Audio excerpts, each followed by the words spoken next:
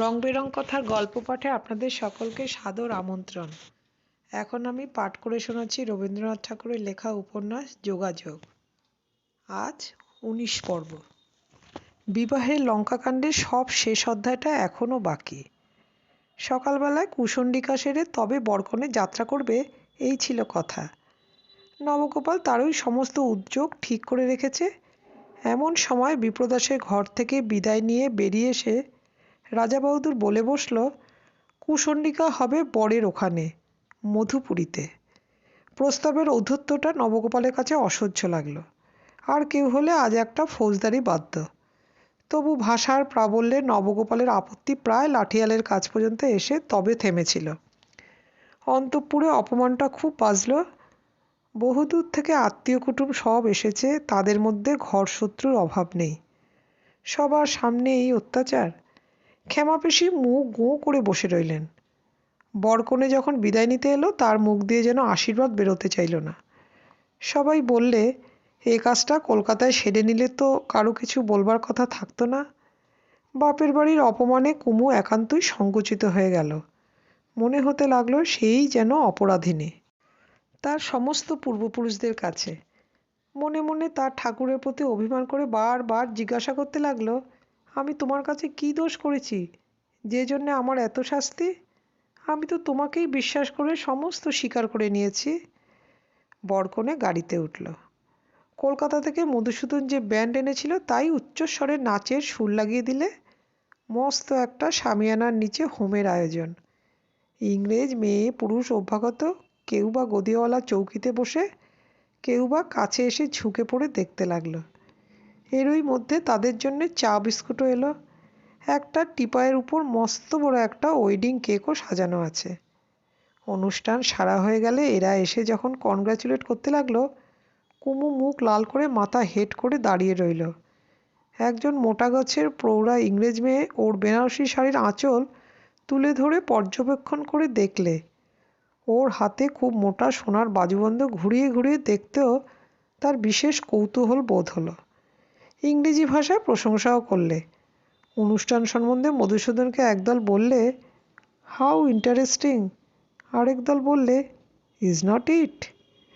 এই মধুসূদনকে কুমু তার দাদা আর অন্যান্য আত্মীয়দের সঙ্গে ব্যবহার করতে দেখেছে। আজ তাকেই দেখলে ইংরেজ বন্ধু মহলে।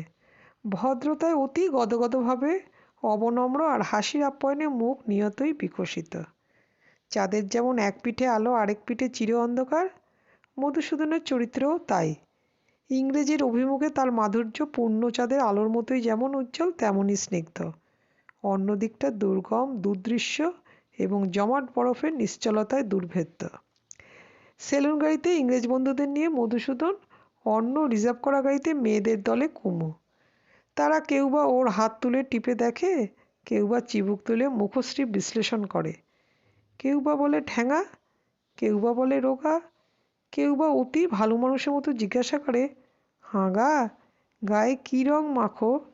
বিলেত থেকে তোমার ভাই বুঝি কিছু পাঠিয়েছে? সকলেই মীমাংসা করলে, চোখ বড় নয়, পায়ের মাপটা মেয়ে মানুষের পক্ষে অধিক বড়। গায়ের প্রত্যেক গয়নাগাটি নেড়েচেড়ে বিচার করতে বসল। সেকেলে গয়না, ওজনে ভারী, সোনা খাঁটি, কিন্তু কি ফ্যাশন, মরে যায়। ওদের গাড়িতে স্টেশন প্ল্যাটফর্মের উল্টো দিকে জানলা খোলা ছিল। সেই দিকে কুমু চেয়ে রইল। চেষ্টা করতে লাগলো এদের কথা যাতে কানে না যায়। দেখতে পেলে একটা এক পাকাটা কুকুর 3 পায়ে খোঁড়াতে খোঁড়াতে মাটি শুকে বেড়াচ্ছে। আহা, কিছু খাবার যদি হাতের কাছে থাকতো! কিছুই ছিল না। কুমু মনে মনে ভাবতে লাগলো, যে একটি পা গিয়েছে তারই অভাবে ওর যা কিছু সহজ ছিল তার সমস্তই হয়ে গেল কঠিন। এমন সময় কুমুর কানে গেল, সেলুন গাড়ির সামনে দাঁড়িয়ে একজন ভদ্রলোক বলছে, দেখুন, এই চাষির মেয়েকে আরকাটি আসাম চা বাগানে ভুলিয়ে নিয়ে যাচ্ছিল, পালিয়ে এসেছে। গোয়ালন্দ পর্যন্ত টিকিটের টাকা আছে, ওর বাড়ি দুমড়াও। যদি সাহায্য করেন তো এই মেয়েটি বেঁচে যায়। সেলুন গাড়ি থেকে একটা মস্ত তারার আওয়াজ কুমু শুনতে পেলে। সে আর থাকতে পারলে না।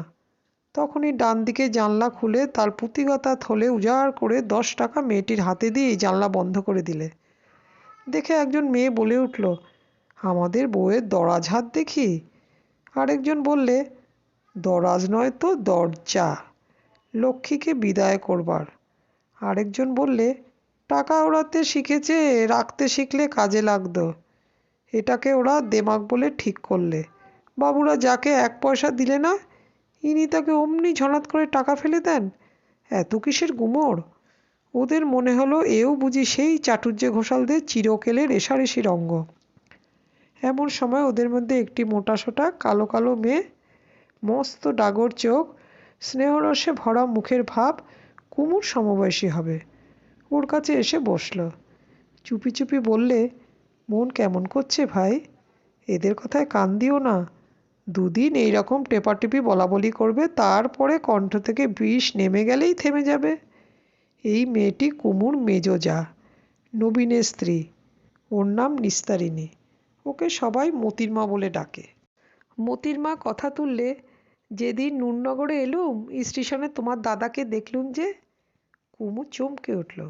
ওর দাদা যে স্টেশনে অভ্যর্থনা করতে গিয়েছিল সে খবর এই প্রথম শুনলে। আহা, কি সুপুরুষ! এমন কখনো চোখে দেখিনি। ওই যে গান শুনেছিলেম কীর্তনে, গোড়ার রূপে লাগলো রসের বান, ভাসিয়ে নিয়ে যায় নদীয়ার পুরো নারীর প্রাণ। আমার তাই মনে পড়ল। মুহূর্তে কুমুর মন গলে গেল। মুখ আর করে জানালার দিকে রইল চেয়ে। বাইরের মাঠ, বন, আকাশ অশ্রু বাষ্পে ঝাপসা হয়ে গেল। মোতির মার বুঝতে বাকি ছিল না কোন জায়গায় কুমুর দরদ। তাই নানা রকম করে ওর দাদার কথাই আলোচনা করলে। জিজ্ঞাসা করলে, বিয়ে হয়েছে কিনা? কুমু বললে, না। মোতির মা বলে উঠল, মরে যাই, অমন দেবতার মতো রূপ, এখনো ঘর খালি, কোন ভাগ্যবতীর কপালে আছে ওই বর। কুমু তখন ভাবছে, দাদা গিয়েছিলেন সমস্ত অভিমান ভাসিয়ে দিয়ে কেবল আমারই জন্যে। তারপরে এরা একবার দেখতেও এলেন না। কেবলমাত্র টাকার জোরে এমন মানুষকেও অবজ্ঞা করতে সাহস করলেন। তার শরীর এই জন্যই বুঝিবা ভেঙে পড়ল। বৃথা আক্ষেপের সঙ্গে বারবার মনে মনে বলতে লাগলো, দাদা কেন গেল স্টেশনে? কেন নিজেকে খাটো করলে? আমার জন্যে? আমার মরণ হলো না কেন? যে কাজটা হয়ে গেছে আর ফেরানো যাবে না, তারই উপর ওর মনটা মাথা ঠুকতে লাগলো। কেবলই মনে পড়তে লাগলো সেই রোগে ক্লান্ত শান্ত মুখ, সেই আশীর্বাদে ভরা স্নিগ্ধ গম্ভীর 2 চোখ।